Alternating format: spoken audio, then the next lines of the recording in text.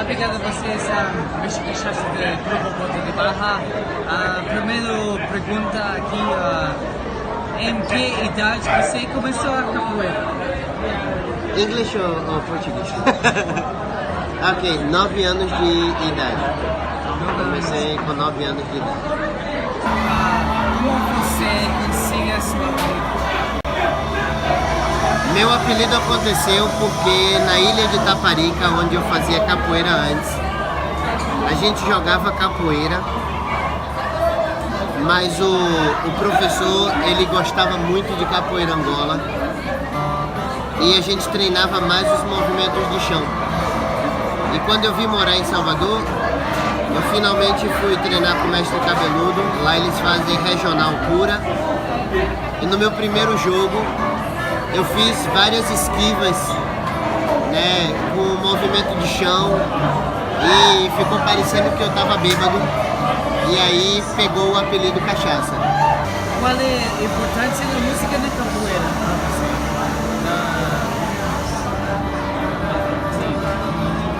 Música é tudo.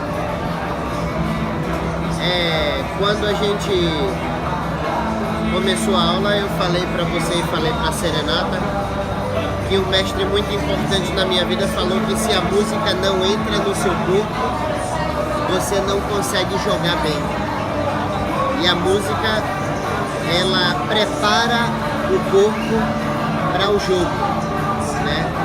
Sem a música você não sente o jogo, né? Então pra mim é uma das coisas que eu mais levo a sério, é a música bem feita. Eu digo aos alunos, vocês têm a aula para aprender. Na roda não é lugar de aprender, a roda é lugar de quem sabe fazer. Então quem toca na roda sabe tocar, quem canta na roda sabe cantar. A roda é um momento de fazer o que sabe, o momento de aprender é o momento do treino, porque a música mal feita quer dizer que a roda vai ser mal feita. Então uma boa roda começa por uma música impecável. Explique o que é malandragem na capoeira. A malandragem da capoeira, ela é diretamente relacionada à maneira que o brasileiro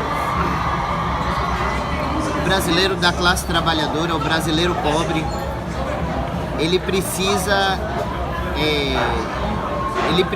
se virar, ele precisa agir no dia a dia para sobreviver. Então a capoeira herdou a malandragem de um meio de vida do cidadão brasileiro, o meio de vida do cidadão pobre brasileiro, né?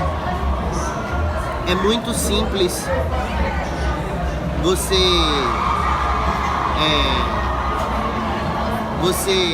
falar sobre honestidade, é muito simples você demandar a honestidade, sendo que na sua vida tudo veio muito fácil. Mas para outras pessoas que precisam da malandragem no dia a dia, elas não têm escolha. A malandragem é um estilo de vida, porque as coisas não vêm fácil, né? Se a gente tivesse uma realidade diferente, talvez a malandragem não fosse tão necessária.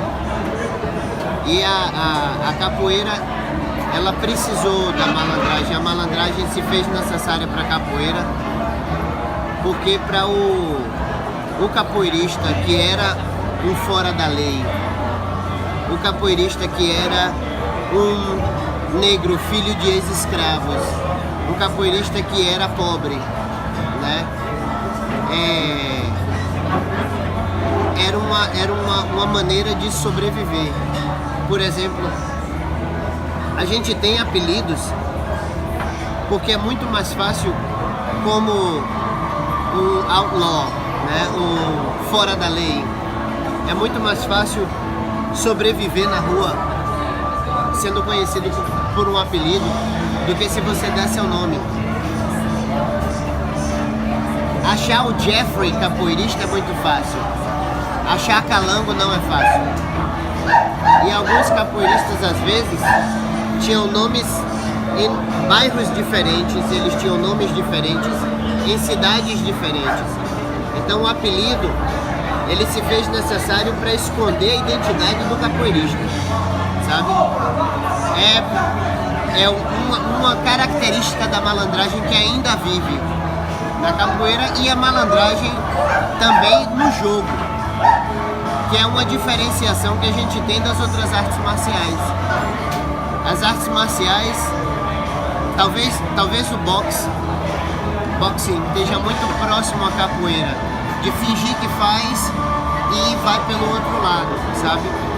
E é o jogo da arapuca, da armadilha. Eu faço com que você vá para um lado para que eu pegue você no outro lado, sabe? Então o jogo, ele também pede a malandragem, também demanda muito malandragem. Próximo. Para você, qual é sua filosofia na capoeira? Era para eu ter lido a pergunta antes. Bom, a filosofia da capoeira, para mim, ela muda diariamente. Há poucos dias atrás, eu estava fazendo uma comparação com o que eu acredito na capoeira. E eu cheguei à seguinte conclusão: muitos capoeiristas, eles querem ser conhecidos, eles querem ser temidos, eles querem ser respeitados por causa da habilidade, da força deles. E alguns até se atrapalham, né? Alguns até acham que o fato de ser capoeirista, eles têm um privilégio acima de outras pessoas.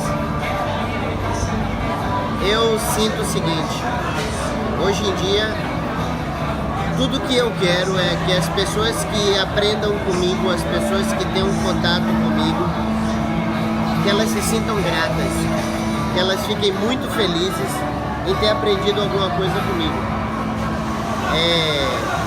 A maneira que eu quero ser mestre é impactar na vida das pessoas, na sabedoria das pessoas, de uma maneira que elas vão se sentir muito gratas pela experiência comigo. É isso aí. Quais são seus pensamentos sobre a capoeira florescer no Brasil? Fora do Brasil. Eu tive três experiências. Foi primeiro a capoeira nos Estados Unidos, depois na Europa e depois na Austrália.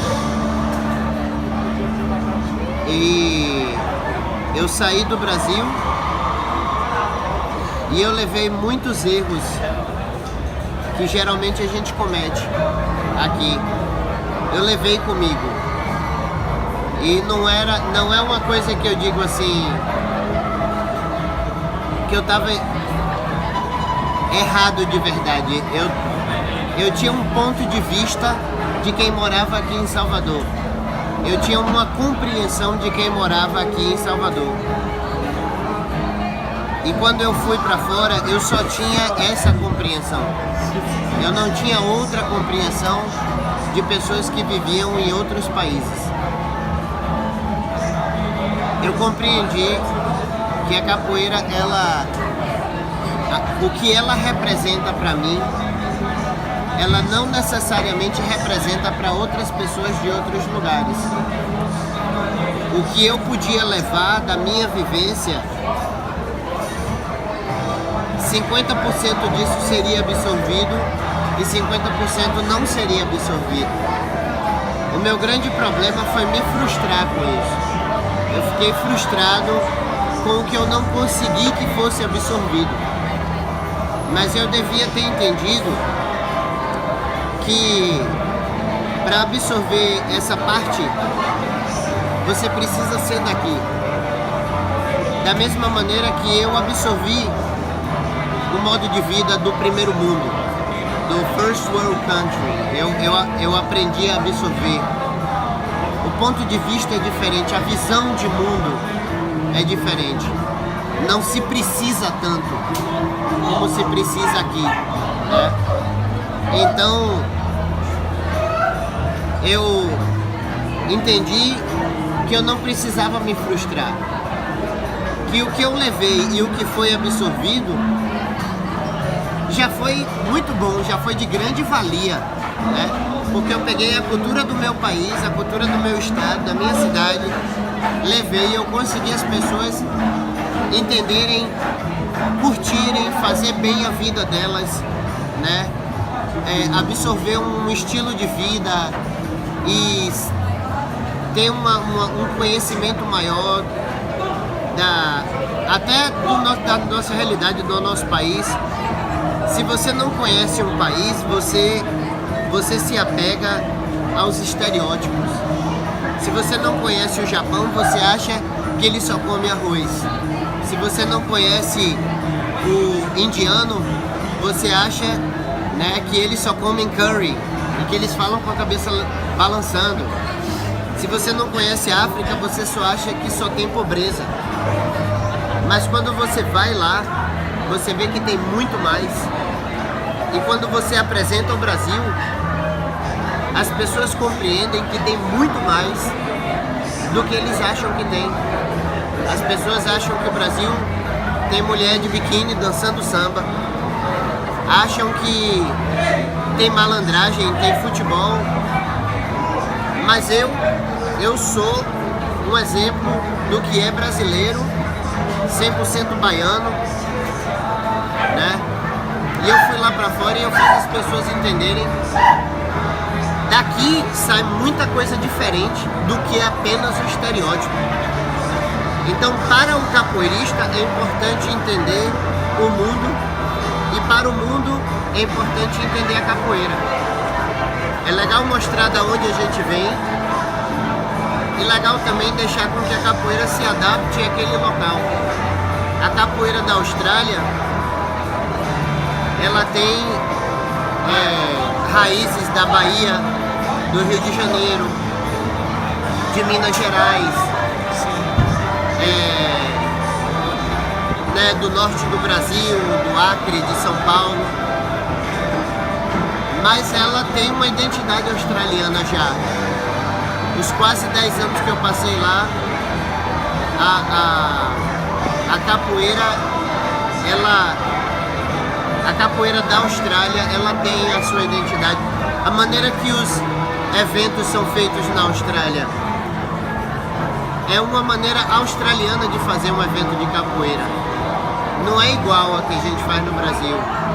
A maneira que, quando você sai da roda e você chama todo mundo para ir jantar, tomar café, é uma maneira australiana de fazer a capoeira. E é bem gostoso, é bem legal, é uma interação australiana. São coisas do cotidiano australiano que faz parte da capoeira. E eu acho assim, a gente tem essa responsabilidade de levar a capoeira para fora e a gente tem que entender, se estamos levando a capoeira para fora, a gente tem que acreditar que os nossos alunos estrangeiros, eles vão ser tão bons quanto a gente. E às vezes até melhores do que a gente. porque a gente compreende uma maneira de ver a capoeira, a gente compreende um estilo de vida. Uma pessoa de outro país que cresceu com outro estilo de vida, quando ela passa a compreender o nosso, ela tem dois estilos de vida. Ela tem duas maneiras de ver o mundo. Ou ela tem uma maneira de ver o mundo que foi infectada pela capoeira, que foi impactada pela capoeira, sabe? E é parte da perpetuação. O taekwondo, o karatê, o kung fu, o judô, eles sobreviveram todo esse tempo porque ele se espalhou pelo mundo. A capoeira vai sobreviver, ela vai avançar para o futuro porque ela se espalhou pelo mundo. Ela está podendo abranger o máximo de pessoas possíveis. And in English, do you have any final words? Final words. In English. Right. I'll look to the camera. To Capoeira Ruanda, to Mestre Borracha. I saw you guys, I was with you guys when you were there with Capoeira Brasil, and then you became Capoeira Acre, and then you became Capoeira Ruanda. I was always there to support your master. He came here to Bahia to find Mestre Boa Gente. We met here. Last time he came to Brazil, came to Bahia. I love Borracha very much. He's in my heart for the many adventures that we had in Australia. So many amazing shows. Borracha pushed me to a level that I never thought I could. With all his acrobatics, all his jumps. It was a great person to look up to because he always had something new to show and you want to catch up to it.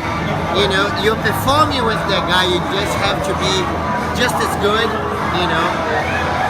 So it's a great pleasure to have these guys here. Welcome them into my school, the place I teach, to my gym where we have our roda, and it's great to taste some Team 10s again and Maltesers, and you know, have a little bit of a taste of Australia.